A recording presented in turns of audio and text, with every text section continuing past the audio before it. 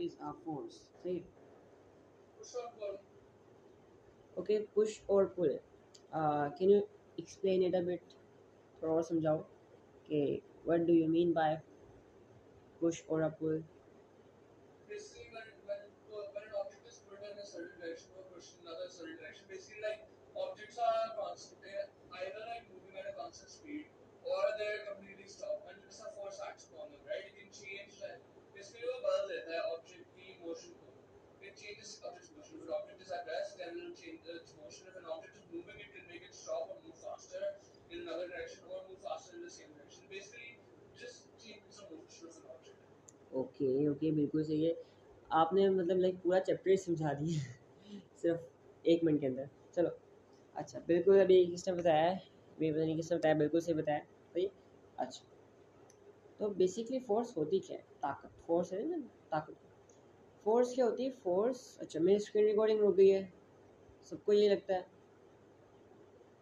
तभी screen on होगी या हाँ जी, लाइक में गाना चाहिए. हाँ मैंने भी अभी देखा, पता नहीं क्यों इश्यू हुआ है. Okay, well I am repeating it again. जैसे से क्लास ज्वाइन कर लिया, just make sure that you have mark your attendance. ठीक है, सिर्फ ग्रुप में जाके सिर्फ एक वर्ड लिखने और उस वर्ड का नाम है आपका प्रेजेंट. ठीक है, मैंने रोज़ देख लेता हूँ, मैं पता चल लेता है कौन कौन प्रेजेंट था कौन कौन एब्सेंट. मैं फिर जो एब्सेंट होता है उनको जाके खरीद लेता हूँ. चलो, what is a force? Force क्या होती है? Basically force is a push, धक्का देना, और पुल ऑन एन ऑब्जेक्ट. ठीक है, आप जब भी एक ऑब्जेक्ट को धक्का दे रहे हो या फिर खींच रहे हो ना, ये दोनों इफेक्ट्स को हम लोग कहते हैं फोर्स. सही है. अच्छा, मैं बताता हूँ क्या मतलब है. अब फोर्स है, you know, we study about two major types of quantities. First one was vector quantity and second one was scalar quantity. सही है. अच्छा, स्केलर क्वांटिटी कौन सी होती है? वो क्वांटिटीज जिनके अंदर डायरेक्शन नहीं होती. And vector quantities are those quantities जिनके अंदर डायरेक्शन होती है. सही है. ये मैग्नीट्यूड दोनों के अंदर होता है, ये स्केलर के अंदर भी होता है. ठीक है, मैग्नीट्यूड कहते हैं साइज ऑफ द क्वांटिटी. सही है. तो भाई फोर्स के अंदर आपके पास मैग्नीट्यूड भी होता है और डायरेक्शन भी होती है. सही है. तो force is a vector quantity जिसके अंदर आपके पास डायरेक्शंस भी आती हैं. सही है. आ जाओ आगे. अच्छा, अब देखो यहाँ लेट सपोज ये मैं खड़ा हूँ, ठीक है, और मेरे पास एक बॉक्स है. अब नाउ मैं इस बॉक्स को खींच रहा हूँ ना, मैं पुल कर रहा हूँ, है ना. मैं इस बॉक्स को जो है पुल कर रहा हूँ, खींच रहा हूँ, तो ये क्या फोर्स नहीं लगा रहा मैंने कहा ना फोर्स इज अ पुश और पुल ऑन एन ऑब्जेक्ट. अगर मैं इस ऑब्जेक्ट को खींच रहा हूँ, ये ट्रॉली सी है, मैं इसको खींच रहा हूँ, ये ऊपर आएगी, है ना. मैं एक सर्टेन अमाउंट ऑफ फोर्स लगा रहा हूँ, मैं सर्टेन अमाउंट ऑफ ताकत लगा रहा हूँ खींचने के लिए ना. तो when I am pulling this drop, ठीक है, समझ मतलब कि मैं फोर्स लगा रहा हूँ. अब यहाँ पे देखो, हमारे पास एक नॉर्मल टेबल है, एंड मैंने इस टेबल के ऊपर जो है एक बॉक्स रखा हुआ है. सही है. अब ये बॉक्स जो है टेबल के ऊपर फोर्स लगा रहा है ना. अब मुझे बताओ ये बॉक्स जो है टेबल के ऊपर कौन सी फोर्स लगा रहा है? यू गाइस मस्ट नो, हमने किया हुआ है. मैंने टेबल के ऊपर एक बॉक्स रखा हुआ है, बिल्कुल. कौन सी फोर्स लगा रहा है? वेट लगा रहा है.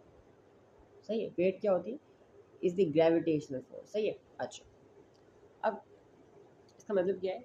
लेट सपोज आपने हाथ में कोई बॉल पकड़ी हुई है, आपने हाथ में कोई भारी बॉक्स पकड़ा हुआ है, आपके हाथ को नीचे की तरफ पुश करेगा ना, आपको ज़रा फोर्स फील होगी, राइट. तो ये बॉक्स जो है आपके पास, ये टेबल के ऊपर एक सर्टेन फोर्स लगा रहा है. सही है. और वही टेबल जो है, ये टेबल बॉक्स के ऊपर ऊपर की तरफ फोर्स लगा रहा है ना. बॉक्स रुका हुआ है, टेबल ने उसको होल्ड किया तो रुका हुआ है ना. सही है. यहाँ पे देखो, आपके पास मैग्नेट्स होते हैं. मैग्नेट्स जो हैं अगर बिल्कुल सेम पोल्स हों तो एक दूसरे को पुश करते हैं, है ना. और अगर अनलाइक पोल्स हों तो एक दूसरे को अट्रैक्ट करते हैं. ऐसा ही है ना. सही है. तो बेसिकली ये भी मैग्नेटिक फोर्स है. आप पुश और पुल, इसमें भी आप पुलिंग कर रहे हो, इसमें बॉक्स नीचे की तरफ पुश कर रहा है और इसमें टेबल ऊपर की तरफ पुश कर रहा है. इसमें जो है मैग्नेट्स दोनों को ऑपोजिट साइड पे पुश कर रहे हैं और इसमें एक दूसरे को अट्रैक्ट कर रहे हैं, एक दूसरे को अट्रैक्ट कर रहे हैं, पुल कर रहे हैं. सही है. तो pulling and pushing effect on something is called force. सही है. फोर्स का कॉन्सेप्ट क्लियर हुआ कि फोर्स क्या होती है? द पुशिंग और pulling object on something is called force. अच्छा, सबके बात सुनी कंफ्यूज है. Okay, so can you all confirm me कि फोर्स वाला कॉन्सेप्ट क्लियर हो गया कि what was force, what is force, force क्या होती है? Yes sir. Okay. Sir recording on नहीं है आज के लिए. Start the recording. वेल मैंने अपने मोबाइल में स्टार्ट की हुई है. अच्छा ओके, सो बेसिकली फोर्स दोबारा रिपीट कर रहा हूँ, ठीक है। फोर्स इज अ पुश और पुल ऑन एन ऑब्जेक्ट, सही है। अच्छा, आगे आ जाओ। अब हमारे पास बहुत टाइप्स की फोर्सेस होती है। अभी सिर्फ ये नाम देखने, इनकी डिटेल में हम लोग जाएंगे, एक एक को डिटेल में पढ़ेंगे, सही है। ओके भाई, एक होती है हमारे पास फ्रिक्शनल फोर्स, ठीक है। इजी वर्ड में बताता हूँ, ये वो फोर्स है जिसकी वजह से आप ज़मीन पे खड़े रहे हो, ये वो फोर्स है जिसकी वजह से आप ज़मीन पे चल पा रहे हो, ये वो फोर्स है जिसकी वजह से आपकी गाड़ियाँ ज़मीन पे चलती हैं, सही है। एक है स्प्रिंग फोर्स। अब स्प्रिंग को आप जब दबाते हो तो आपके हाथों को बाहर की तरफ पुश करता है। गाड़ियों में लगा होता है ना, बाइक्स वगैरह में लगा होता है। अगर आप उसको खींचते हो तो वो इनवर्ड्स पुल करता है, तो पुशिंग और पुलिंग इफेक्ट यहाँ पे भी है। अब देखो, ये हमारे ड्रैग फोर्स है, इसको एयर रेजिस्टेंस भी कहते हैं, सही है। ये भी एक फोर्स की टाइप है, मैं आपको कराता हूँ सारा, भी डिटेल में करना है हमने सारा। और देखो ग्रेविटेशनल फोर्स सबको पता है, ग्रेविटेशनल फोर्स का सबको पता है ग्रेविटेशनल फोर्स क्या होती है। एक ये फोर्स है, एक कहते हैं नॉर्मल फोर्स, ये भी बताता हूँ, एंड एक कहते हैं मैग्नेटिक फोर्स, सही है।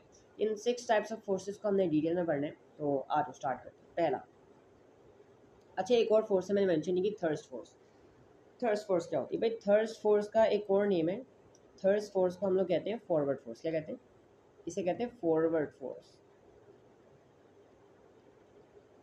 We call it forward force, सही है।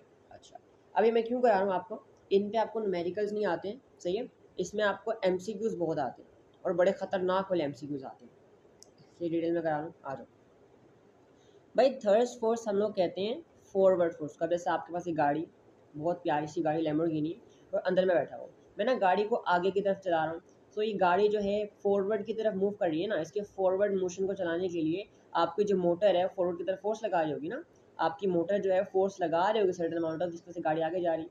तो ये फॉरवर्ड फोर्स को हम लोग कहते हैं थर्स्ट फोर्स, सही है। बस आपने याद कर लेना, ये छोटी मोटी चीज़ें हैं, आपको बहुत बड़े बड़े क्वेश्चन नहीं आते हैं।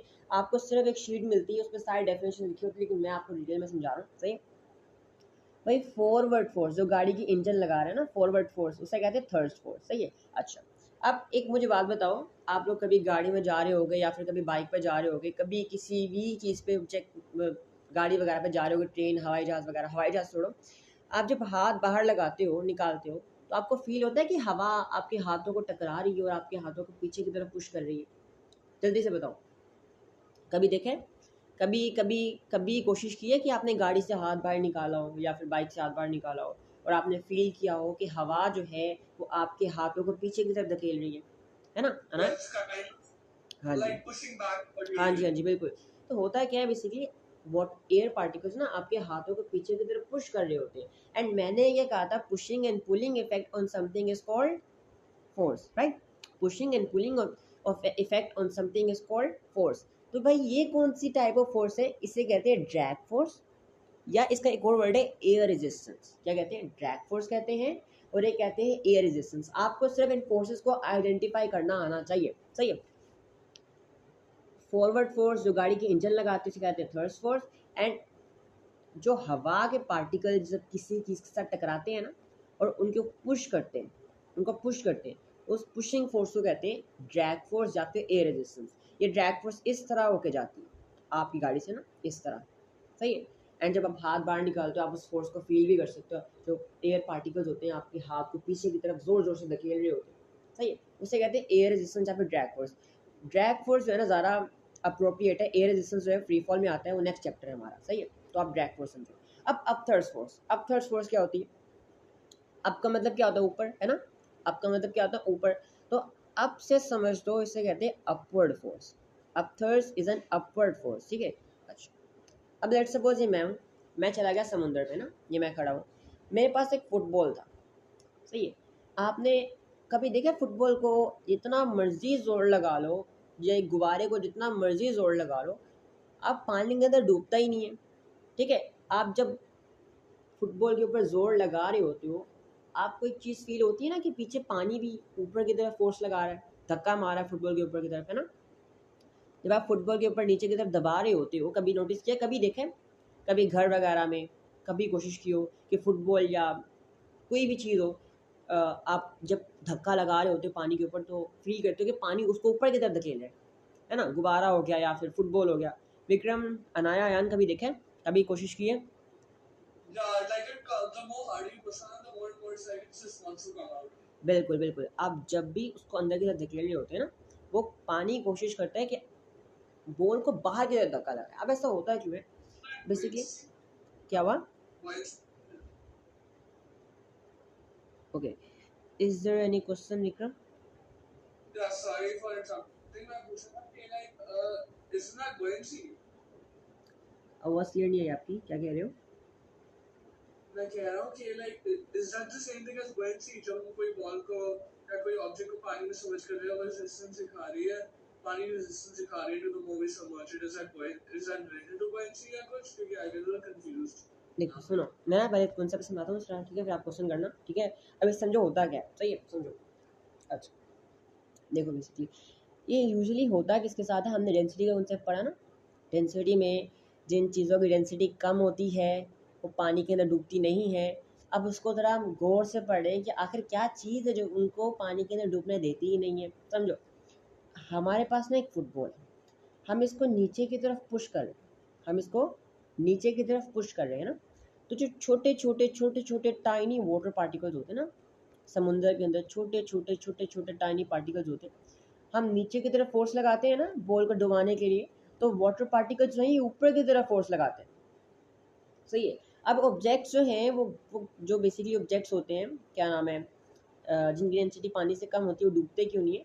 क्योंकि वो ऑब्जेक्ट भी नीचे की तरफ वेट लगा रहा होता है, लेकिन वाटर पार्टिकल्स भी ऊपर की तरफ वेट फोर्स लगा रहे होते हैं, जिसकी वजह से फोर्सेस कैंसिल आउट हो जाती हैं और बॉल उधर ही रह जाती है, सही है। यहाँ पे समझो कि मैं बॉल को नीचे की तरफ जोर लगा रहा हूँ, सही है, और tiny water particles in the sea और एनी वाटर बॉडी वो ऊपर की तरफ फोर्स लगा रहे हैं, ऊपर की तरफ फोर्स लगा रहे हैं, सही है। अच्छा, इसे कहते हैं अपथर्स फोर्स, सही है, इसे कहते हैं ये जो छोटे छोटे पार्टिकल्स ऊपर की तरफ फोर्स लगा रहे हैं ना, बॉल को ऊपर की तरफ फोर्स लगा रहे हैं, धकेल रहे हैं, इससे हम कहते हैं अपथर्स फोर्स। अच्छा, अब ये अपथर्स फोर्स कहाँ पे होती है? ये अपथर्स फोर्स होती है सिर्फ फ्लूइड्स में। अब फ्लूइड्स में याद रखना है, फ्लूइड्स में हमारे पास कोई भी लिक्विड आ सकता है, एनी लिक्विड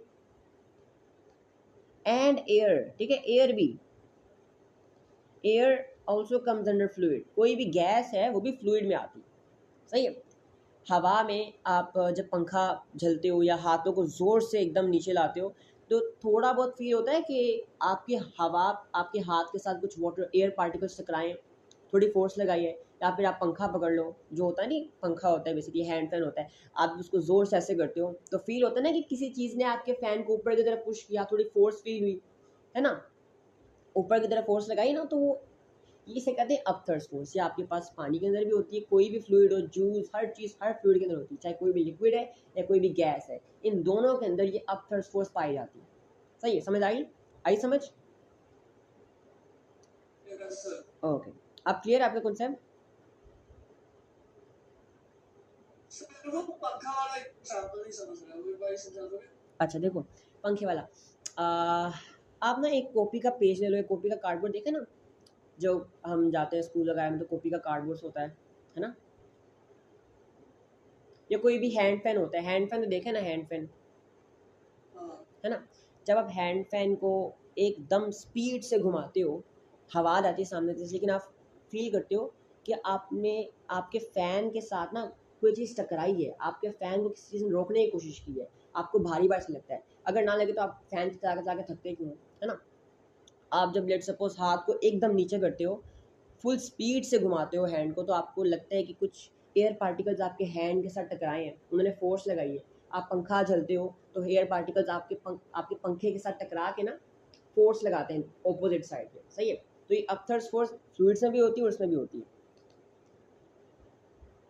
अच्छा एक और, so basically like जो होता है कि we are sorry to interrupt. जी श्योर, मैं कहता हूँ मैं एक और एग्जांपल देता हूँ, सही है, एक और एग्जांपल देता हूँ। अच्छा, कभी ट्राई करना, सही है, आपने कोई भी कार्डबोर्ड का या थर्मोकोल का पीस से सही पता चलेगा। आप थर्मोकोल का पीस, लेट सपोज ये थर्मोकोल का पीस है आपके पास ना, सही है, थर्मोकोल का पीस लेके ना आपने इसके ऊपर हाथ रखने इधर इधर और इसको ज़ोर से नीचे की तरफ धक्का मारना है, हवा में ही पकड़ के एकदम नीचे करना है। आप नोटिस करोगे कि किसी चीज़ ने नीचे से ऊपर की तरफ फोर्स लगाई, वो हवा होती है, सही है। हवा के पार्टिकल्स ना ऐसे ऐसे मैं दिखाता हूँ। अब बेसिकली आपके पास ना हवा के पार्टिकल्स होते हैं, एयर के अंदर ना ऐसे छोटे छोटे पार्टिकल्स होते हैं हवा के, इस तरह, सही है। तो जब आप इस पॉलीथीन को या फिर आपके पास थर्मोकोल होता है, आप उसको पुश करते हो ना, तो ये एयर पार्टिकल जब इसका टकराते हैं, कोलाइड करते हैं, तो ये ऊपर की तरफ धकेलते हैं, ऊपर की तरफ धकेलते हैं, बिल्कुल सेम जैसे आपके पास लिक्विड्स में होता है, बिल्कुल सेम ऐसे। गैसेस में भी जब आप किसी चीज़ को स्पीड से नीचे गिराते हो, नीचे की तरफ धकेलते हो ना, तो ये छोटे छोटे एयर पार्टिकल इसको ऊपर की तरफ पुश करते हैं, सेम जैसे वाटर में हो रहा है। तो इससे कहते हैं up thrust force, upward force को कहते हैं अप थर्स्ट फोर्स। सही है, अच्छा समझ आ गई सबको? Got it. ओके, अब Basically, like, yeah. Okay, tension force. अच्छा, कभी आप लोगों ने खेला अपने दोस्त के साथ, दोनों रस्सी खींचे होते हैं एक दूसरे की तरफ, Yeah. है ना? Tug of war, ना? हाँ जी, बिल्कुल बिल्कुल, टग ऑफ वॉर से कहते हैं। तो कभी नोटिस किया होगा जब आप दोनों एक दूसरी साइड से ना जोर से रस्सी खींच रहे होते हो, रस्सी बिल्कुल टाइट हो जाती है, बिल्कुल टाइट। रस्सी में ना एक खिंचाव आ जाता है, रस्सी आप दोनों को अपनी तरफ खींच रही होती है, सही है ना? या एक रबर बैंड ले लो, Yes. आप जब रबर बैंड को स्ट्रेच करते हो, जितना जितना स्ट्रेच करते हो ना, वो आपको अपनी तरफ फिर खींचती है, उसके अंदर एक खिंचाव आ जाता है ना? ये कोई भी स्ट्रिंग, कोई भी वायर, कोई भी रस्सी, कोई भी जिस तरह की चीज़ हो ना, जिसको आप जोर से खींचते हो, उसके अंदर खिंचाव आ जाता है, उस खिंचाव को कहते हैं टेंशन फोर्स। सही है, अच्छा। जैसे आप थे एंड आपका फ्रेंड था, आपने रस्सी को फुल तेज से खींचा, पहले से ढीली सी थी, फिर एकदम टाइट होगी, बिल्कुल टाइट होगी, उसके अंदर बहुत ज़्यादा खिंचाव आ गया, सही है, एंड उस खिंचाव को कहते हैं टेंशन फोर्स। सही है, अच्छा। बस आपने याद रखना है कि रस्सियों के अंदर कौन सी फोर्स होती है, रस्सियों के अंदर होती है टेंशन फोर्स। अब टेंशन फोर्स के लिए आपने सिर्फ कुछ की पॉइंट्स याद कर लेने हैं, ये याद कर लो, सही है। इसके बाद आपके पास फिल इन द ब्लैंक्स आ सकती हैं, एमसीक्यूज आ सकते हैं, तो ये ना आप याद कर लो। अच्छा, बेसिकली क्या होता है, आपके पास टेंशन फोर्स होती है ना, it acts along the rope, wire और थ्रेड आपके पास जो भी हो ना, अलोंग क्या मतलब, इस रास्ते में पूरे वायर के अंदर जो है ना, अलोंग अलोंग द वायर से जो भी है ना, ये टेंशन फोर्स एक्ट करती है, और हर पॉइंट पे सेम होती है, यहाँ पे भी, यहाँ पे भी, यहाँ पे भी खिंचाव जो है हर पॉइंट पे सेम होता है, यहाँ पे भी, यहाँ पे भी, हर पॉइंट पे जो है ना खिंचाव, आप टेंशन फोर्स आपके पास सेम होती है, सही है, अच्छा। Okay, now it acts uniformly along the road, मतलब हर तरफ सेम होती है, और ये ना अपनी तरफ चीज़ों को खींचती है, इसके अंदर एक पुल आ जाता है, खिंचाव आ जाता है, उससे हम टेंशन फोर्स कहते हैं। And it acts away from the attach point. ठीक है, आपको ना क्या होता है कि एमसीक्यू आता है कि a force acts away from the attach points, and आपको एग्जांपल्स दी होती है, बताओ कौन कौन सी, चार ऑप्शन दी होती है, ठीक है। तो इस तरह क्वेश्चन आते हैं, आपको याद रखने हैं, 4 पॉइंट जो है ना आपके दिमाग में होने चाहिए, बस इसके याद कर लो, मैं कह रहा हूँ, बाकी मैं सारे समझा रहा हूँ, सही है, अच्छा। टेंशन फोर्स क्या है, जब आप किसी भी रस्सी को, किसी भी चीज़ को खींचते हो ना, उसके अंदर एक खिंचाव आ जाता है, एंड उस खिंचाव को कहते हैं टेंशन फोर्स। समझ आ गई? सर वो क्वेश्चन क्या था जो आप बोल रहे थे, इसमें 4 ऑप्शन से आता है, आप ओके, एग्जांपल दे रहे थे? बेसिकली होता है कि आपको ना क्वेश्चन आता है, मैं लिख के देता हूँ यहाँ पे, क्वेश्चन आता है कि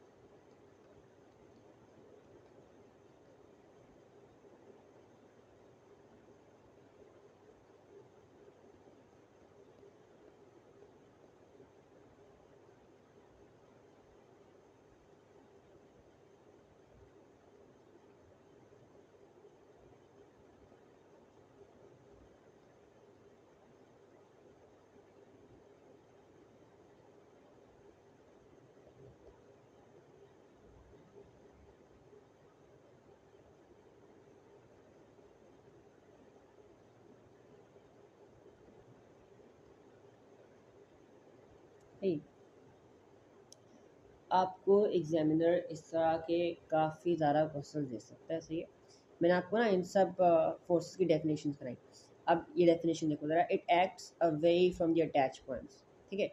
ये पॉइंट, ये डेफिनेशन थी किसके लिए, टेंशन फोर्स के लिए। अब एग्जामिनर ना आपको किसी की भी डेफिनेशन उठा कर दे सकता है, एंड नीचे आपको कुछ ऑप्शन दे सकता है, बताओ ये कौन सी फोर्स के बारे में बात कर रहे हो। अब मुझे बताओ कौन सी ऐसी फोर्स है जो अटैच पॉइंट से बिल्कुल अवे की तरफ फोर्स लगाती है, it acts away from the attach points, A part है ना, टेंशन फोर्स अभी पढ़ा हमने। तो इस तरह एग्जामिनर आपको क्वेश्चन दे सकता है, आपने बस इस चीज़ का खासा ध्यान रखना है कि इन सबको सही तरह समझना है। सही है। थर्ड फोर्स कौन सी होती है? जो आगे की तरफ लगती है। सही है। आपके पास अब थर्ड फोर्स कौन सी होती है? जो ऊपर की तरफ लगती है, यूजुअली लिक्विड्स में और एयर में, फ्लूइड्स में। सही है। अच्छा, आपके पास टेंशन फोर्स किस में लगती है? रोप में लगती है। And away from the attach points, it acts away from the attach point. सही है। सही है। अच्छा, अब weight and contact force. Weight सबको पता है क्या होता है? Force due to gravity on any object. Okay, and what is the direction for the gravitational force? Always acting downward. Vertically downward, right. अब मेरे पास ना, ये क्वेश्चन ज़रा गौर से समझना। मेरे पास एक शेल्फ थी, देखो यहाँ ध्यान से, मेरे पास एक शेल्फ थी एंड शेल्फ के ऊपर मैंने एक बॉक्स रखा। सही है। मेरे पास मैंने दो लाइन्स बनाई, ये लाइन नंबर ए बी है एंड ये लाइन नंबर ए है। मुझे बताओ वेट किस लाइन पे एक्ट करेगा? ये 90 डिग्रीज पे लाइन है और ये इस तरह बनेंगे। मुझे बताओ वेट की डायरेक्शन क्या होगी? वेट किस डायरेक्शन में एक्ट करेगा? बी पे कि ए पे? ए पे। वाई ए पे? क्योंकि परपेंडिकुलर ही एक्ट करेगा ना, इसलिए ये 90 डिग्री पे बनेगा। नहीं, 90 डिग्री की बात नहीं है। देखो आपका आंसर सही है। Point करो. क्या कह रहे हो विक्रम? Directly नीचे point करो. हाँ जी। क्योंकि अगर तो उसका वेट जो है वो बी पे जा रहा था तो वो नीचे आ जाता स्लाइड होके, लेकिन ए पे इसलिए क्योंकि वो इन कांटेक्ट है। वेल देखो, मैंने आपको करवाया था कि वेट जो है ना, basically it acts vertically downwards. आप शेप को जिस मर्जी डायरेक्शन में रख दो, आप इसको सीधा खड़ा कर दो, आप इसको इस तरह भी रख दोगे ना, वेट डायरेक्टली नीचे की तरफ एक्ट करेगा, स्ट्रेटली, बिल्कुल स्ट्रेट नीचे की तरफ एक्ट करेगा। ठीक है। लेट्स सपोज मैंने जो है इसको और तिरछा कर दिया, मैंने इसको और तिरछा करके मैंने इसको इस तरह कर दिया, मैंने इस तरह रख दिया इसको, वेट फिर भी डायरेक्टली नीचे की तरफ एक्ट करेगा। सही है। अच्छा, ये वेट, इससे कहते हैं वेट।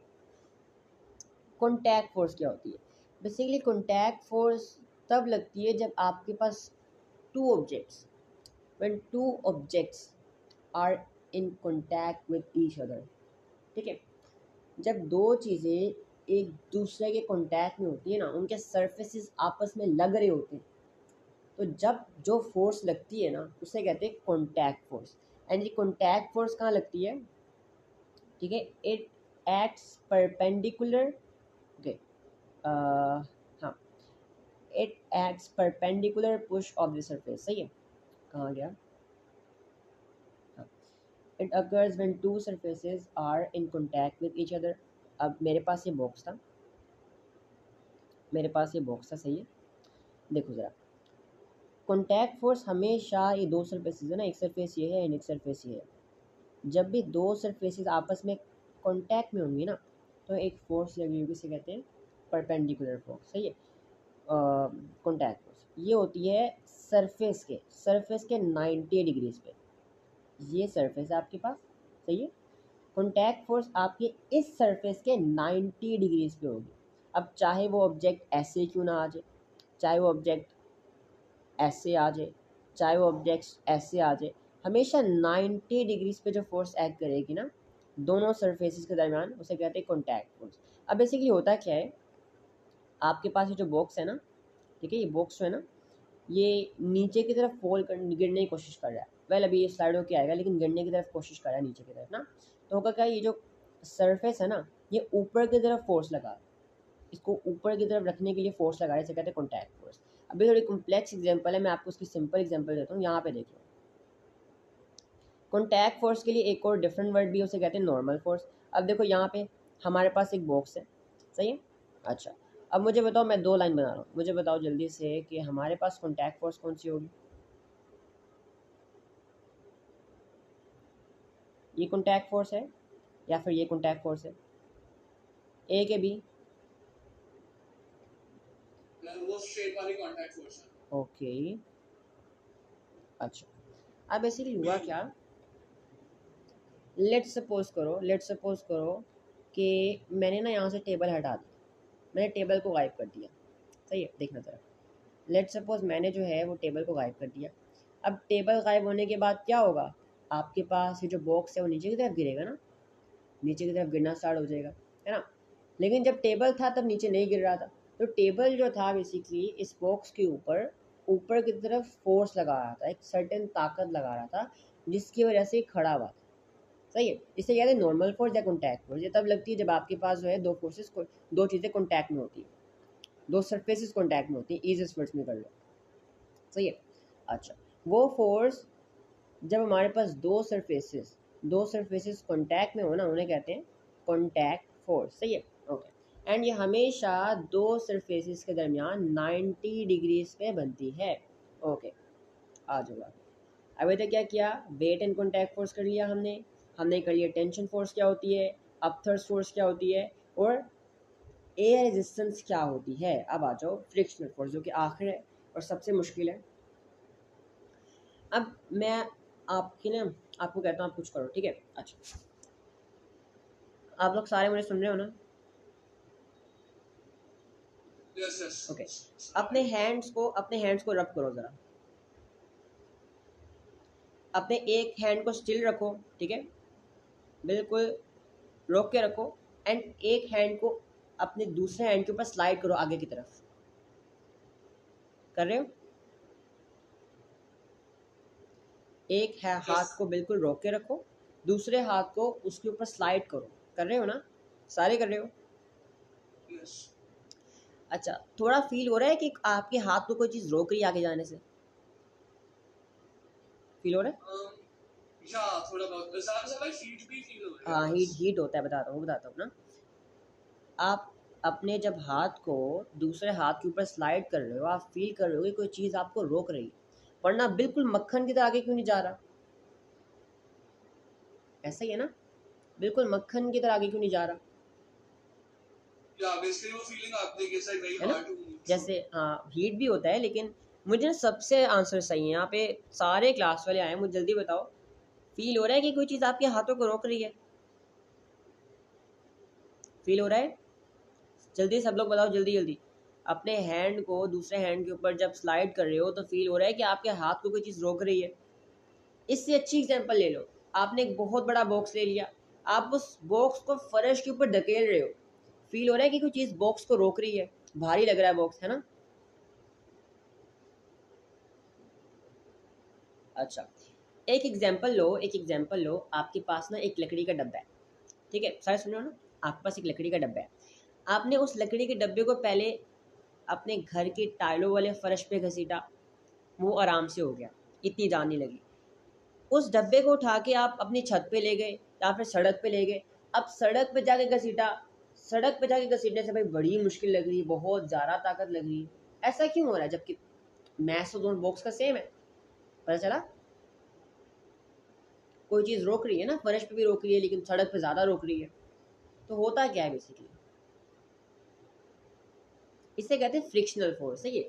जब दो सरफेसेस मोशन में हो, मूवमेंट कर रही हो, या एक भी सरफेस मूवमेंट कर रही हो ना, जब दो सरफेसेस कॉन्टैक्ट में आ जाए और उनमें से कोई दो या कोई एक मोशन में हो, तो उस फोर्स को कहते हैं फ्रिक्शनल फोर्स, सही है। अच्छा, अब देखो ज़रा यहाँ पे ना हमारे पास एक बंदा था, हमारे पास यहाँ पे एक बंदा था, सही है। ये ना स्लाइडिंग कर रहा था बर्फ़ के ऊपर, सही है। तो ये बोट जा रही थी, सही है। अब ये बोट जो है जाती गई, जब स्लोप खत्म हुई तो एकदम आके रुक गई। अब रुकी क्यों? यहाँ पे देखो ज़रा, ये इसकी बोट है एंड ये सरफेस है, ये इसकी बोट है, this is the boat, and ये जो है टेढ़ा मेरा ये सरफेस है। क्या है? सरफेस है, ठीक है। आपको पता है हमारे हाथ का सरफेस ही बिल्कुल सीधा नहीं होता, टाइलें होती हैं उनका सरफेस ही बिल्कुल सीधा नहीं होता, ये हमें लगता है। ये सरफेस टेढ़ा मेढ़ा होता है। टेढ़े मेढ़े होने की वजह से ना ये ऑपोजिट की तरफ फोर्स लगाता है, ताकत लगाता है आपकी कश्ती को, आपकी बोट को, जो भी आप लेके जा रहे थे ना मूवमेंट में, उसको रोकने के लिए उल्टी डायरेक्शन में ताकत लगाता है। आप अपना हैंड रब कर रहे हो, आपके हैंड में छोटे छोटे बारीक से ना रफ एरिया है, बिल्कुल सीधा नहीं है। तो जो रफ एरिया की वजह से क्या हो रहा है, जब आप अपने हैंड को स्लाइड कर रहे हो, वो जो छोटे छोटे आपके पास रफ एरिया ना, आपके हैंड को ताकत लगा के रोकने की कोशिश कर रहे हैं, सही है।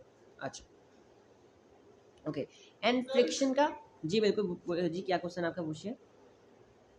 सिर्फ भी रीजन है कि why this is motion. समझा नहीं क्वेश्चन क्या आपका। मेरे पास ये है कि लाइक इसे नहीं रीजन why जब आप टू सर्फेसेस को आप कहते हैं एक सरफेस मोशन को रेजिस्ट करता है। ओके, रीजन देखो ना आपके पास, देखो कितना रफ सरफेस है यहाँ पे, एक चीज़ है ना, ठीक है, बड़ी बड़ी चीज़ें। इसकी एग्जांपल दूँ, आप एक पत्थर रख दो सामने, आप एक पत्थर रखो सामने और एक डब्बे को ना मूव करते जाओ, बड़ा बड़ा पत्थर है, पत्थर क्या उस डब्बे को आगे जाने देगा? नहीं। तो बिल्कुल ऐसे छोटे छोटे इस रफ सरफेस होते हैं ना, छोटे छोटे पार्टिकल्स जो होते हैं, ये एक दूसरे ऑब्जेक्ट को जो मूवमेंट में होते हैं ना, उसे रोकने की कोशिश करते हैं। क्या करते हैं? उसे रोकने की कोशिश करते हैं। सही है। अच्छा, और हाँ, और दूसरी बात ये, हाँ जी भाई, फ्रिक्शन का ना, रबिंग का हीटिंग इफेक्ट भी होता है। अपने हैंड्स को रफ करो, गर्म हो रहे हैं ना, है ना।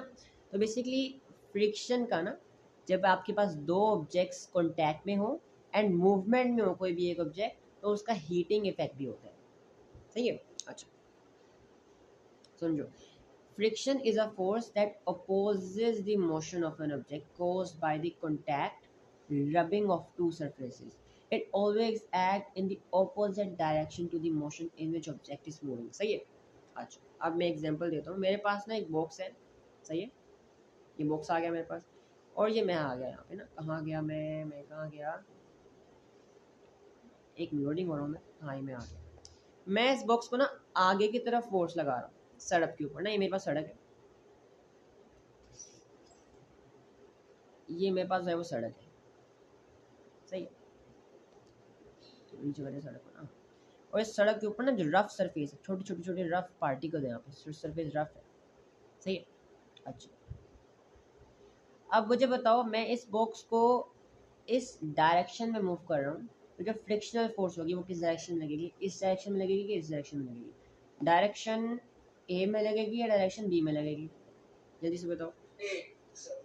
ओके, अब ए में क्यों? बिकॉज मैंने आपको बताया friction always acts opposite to the motion. जिस डायरेक्शन में आप मूव कर रहे होगे, जिस डायरेक्शन में आपकी मूवमेंट हो रही होगी ना, फ्रिक्शन हमेशा उल्टी डायरेक्शन में होगी। सही है, आगे समझ।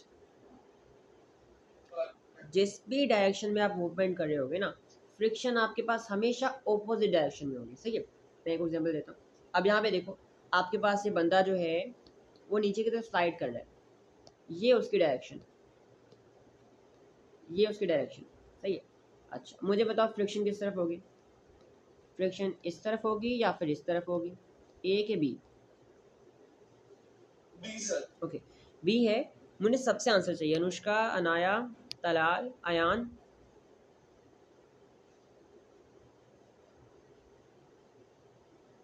वालेकुम अस्सलाम। Okay sure.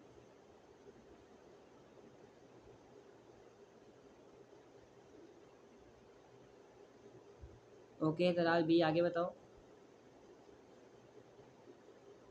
सब बताएंगे, सब बताओगे, सब बताओगे, जल्दी जल्दी। एस तो नहीं है। ओके, अनाया बी है, सही है। और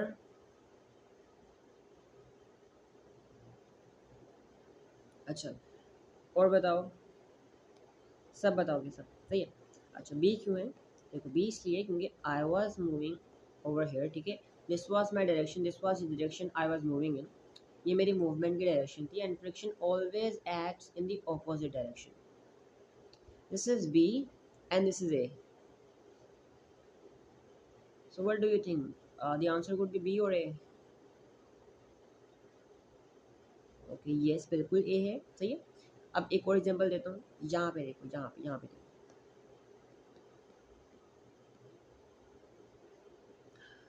अच्छा, ये एग्जांपल लो। अच्छा, अब एग्जांपल लो, लेट्स सपोज मैं कहता हूँ कि ओके, सही हो गया। ये हमारे पास तलाल आ जाता है, ये तलाल आगे चाहिए। तलाल के पास एक कैन से कि हाँ,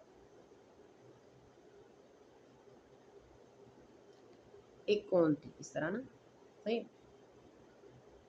तलाल इसको इस तरफ पुश कर रहा था, ठीक है। ये आपके पास जो है सरफेस था, रोड थी, let's suppose you can say road, ठीक है, आप इसे कहो कि ये रोड है, दिस इज रोड, ठीक है,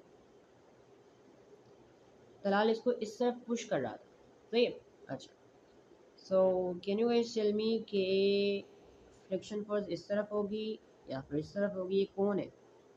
फ्रिक्शन फोर्स किस तरफ होगी, ए की तरफ होगी या बी की तरफ होगी?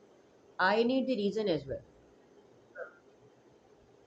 सारे टेक्स्ट मैसेज करोगे, सही है, मैं टेक्स्ट मैसेज पे ध्यान दिया हुआ है। अच्छा आमना, मुझे आपका आंसर शो नहीं हुआ कि बी, सही है, बी की तरफ होगी, सही है, ए की तरफ होगी, ओके। और सबको क्या लगता है, बाकी सब? अनाया को लगता है ए की तरफ होगी, सही है, ओके। इसके अलावा और क्या होगा, और बताओ जल्दी जल्दी। ओके, सबको लगता है ए की तरफ होगी। अब ए की तरफ क्यों होगी सर? आज की तरफ क्योंकि फ्रिक्शन वाला act is possible to the force selection. जिस तरफ दुनिया में कोई भी चीज़ है, जो भी चीज़ है ना, अगर वो एक सरफेस के कांटेक्ट में है, जिस तरफ भी वो मूव कर रही है ना, उसके ऑपोजिट डायरेक्शन में आपके पास फ्रिक्शन फोर्स होगी, सही है। छोटे छोटे टाइनी पार्टिकल जो है ना सड़क के ऊपर, पत्थर के छोटे रफ पार्टिकल जो है ना, ये आपके मूवमेंट को रेजिस्ट करेंगे, ठीक है, they will resist the motion, way motion को रेजिस्ट करेंगे, रोकेंगे मोशन करने से, और ये ऑपोजिट डायरेक्शन में फोर्स लगाएंगे। अच्छा एक लास्ट, अच्छा बी की तरफ कौन सी फोर्स लग रही? भाई बी की तरफ तलाल भाई जो है हमारे, जो बहुत ज़्यादा ताकत लगा रहे हैं, वो फोर्स लगेगी। तलाल जो है ना, ये जो इस तरफ बहुत ज़्यादा फोर्स लगा रहे हैं इस कोन को मूव करने के लिए ना, वो बी की तरफ लगेगी। और फ्रिक्शन फोर्स ए की तरफ लगेगी, ऑपोजिट डोरी मोशन, इस तरफ मोशन कर रहा है ना, मूव कर रहा है हमारी कोन, तो इस तरफ फोर्स लगेगी। अब सबसे कॉम्प्लेक्स एग्जांपल पे आ जाओ, एडवांस लेवल पे चलते हैं, आ जाओ। ये मेरी गाड़ी है, मेरी गाड़ी इस तरफ चल रही है, मेरी गाड़ी इस तरफ चल रही है। अच्छा, अब मुझे बताओ कि फ्रिक्शन फोर्स इस तरफ लगेगी, टेक्स्ट करेंगे सारे, इस तरफ लगेगी फ्रिक्शन फोर्स या फिर इस तरफ लगेगी? ए की तरफ लगेगी, बी की तरफ लगेगी?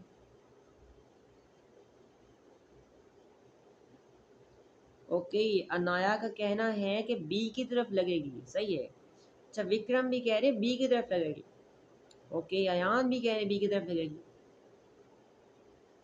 Okay okay okay. अच्छा भाई गलत आ जाओ, देखो समझो, ये कॉन्सेप्ट सबसे ज़रूरी है। आप दुनिया जहान की जो भी चीज़ आगे घसीटोगे ना, फोर्स उसके ऑपोजिट लगेगी, सिवाय टायर्स के। सर्कल टायर, आपके पास गाड़ी के टायर जो होते हैं ना, या कोई भी सर्कुलर ऑब्जेक्ट होती है, कोई बॉल ले लो, कोई फुटबॉल ले लो, भाई जिस तरफ वो मूवमेंट कर रहे होंगे ना, let's suppose my car was moving in this direction, तो the friction force will also be in this direction, the friction force will also be in this direction, सही है। सर अब इसका रीजन क्या है? अच्छा रीजन समझाता हूँ, देखो यहाँ पे आ जाओ, और से आ जाओ। आपके जब टायर मूव करेंगे, वो इस तरह मूव करेंगे ना, है ना, आपके टायर जो है वो इस तरफ मूव करेंगे। आपकी जब गाड़ी आगे जाएगी, आपके टायर की मूवमेंट की डायरेक्शन ये होगी ना, है ना, यस आपके टायर्स की मूवमेंट की डायरेक्शन इस तरफ होगी। तो जब टायर्स इस तरफ मूव करें तो फ्रिक्शन इस तरफ नहीं होगी, ऑपोजिट टू द मोशन। या the tires are the only thing that's moving and बिल्कुल, touching. Yes, okay.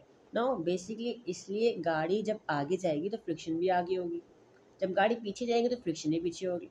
कभी सोचा है कि जब भी आप एक बॉक्स को धकेल रहे हो बड़ी मेहनत लगती है, लेकिन अगर आप उसके ऊपर टायर लगा रहे हो तो आप आराम से घसीट लेते हो। बात यही है, देखो टायर्स में क्या होता है, जब आप टायर सर्कुलर ऑब्जेक्ट लगा रहे होते हो ना, वो जिस तरफ मूव कर रहे होते हैं उस तरफ ही आपके पास फ्रिक्शन होती है, इसलिए बहुत आराम से आप टायर वाली चीज़ को ना मूव कर सकते हो, कहीं भी ले जा सकते हो। और उसका रीज़न क्या है, आपकी जब गाड़ी आगे जा रही होगी ना, आपके टायर इस तरह घूमेंगे, इस तरह घूमेंगे, इस तरह घूमने की वजह से आपकी मूवमेंट की डायरेक्शन ये होगी, और मूवमेंट के अपोज करेगा फ्रिक्शन, इस तरह फ्रिक्शन होगा जिस तरह आपकी गाड़ी मूव कर रही होगी, सही है। अच्छा basically easiest, okay easiest words में, जब ईजिएस्ट वर्ड्स में समझो, जिस तरफ आपकी गाड़ी मूव कर रही होगी ना, आपकी गाड़ी की मूवमेंट की डायरेक्शन होगी, टायर्स की मूवमेंट की डायरेक्शन उसके ऑपोजिट होगी, सही है।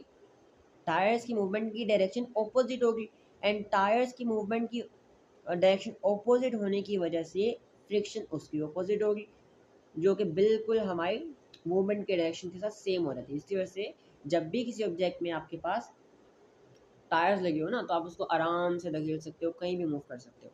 समझ आ गई अब फ्रिक्शन का मसला? ये सबसे बड़ा कॉन्सेप्ट था, सबसे मुश्किल कॉन्सेप्ट था ये। Now you all can ask questions, ठीक है? अब सारे क्वेश्चंस पूछो, जितने क्वेश्चन है क्वेश्चंस पूछो सारे, जितने भी क्वेश्चंस हैं जस्ट मेक श्योर कि जितने क्वारीज हैं, जितने क्वेश्चंस हैं, पूछ लो सारे। Anaya, Talal, Vikram, okay, make sure to text, सही है? तलाल को क्लियर है सारा? तलाल हमें तो किया है ना, मैंने लास्ट टाइम ही कराया था, आपको याद होगा।